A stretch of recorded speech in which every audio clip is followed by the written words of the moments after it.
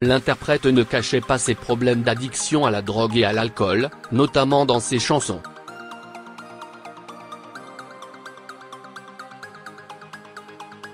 En août dernier, la police de Los Angeles l'avait inculpé pour conduite sous stupéfiants lors d'un accident de voiture survenu en mai 2018.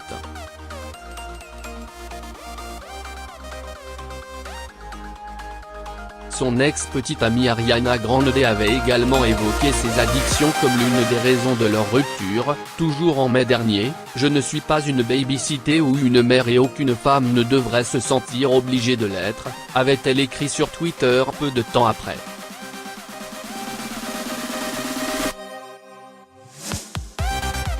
Je me suis occupé de lui et j'ai essayé de l'encourager à être sobre, j'ai prié pour son équilibre pendant des années, et je continuerai bien sûr, mais accuser les femmes pour l'incapacité d'un homme à rester dans le droit chemin est un problème majeur.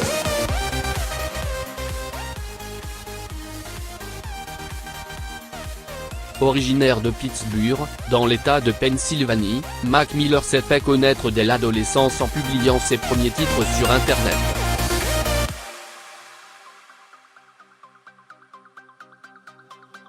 En 2007, il sortait sa première mixtape But My Mac and Easy sous le nom de Ez Mac.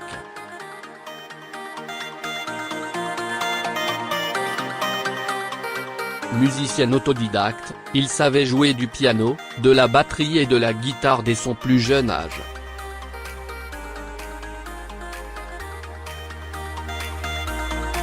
Il a signé son premier contrat avec le label Rostrum Records à 18 ans, enchaînant la même année avec sa première tournée.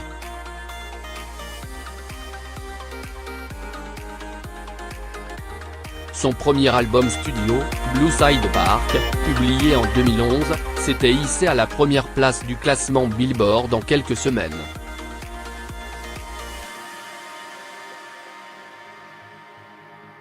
L'année suivante, il s'affichait dans sa propre télé-réalité, Mac Miller and the Most Dope Family, diffusée sur MTV2.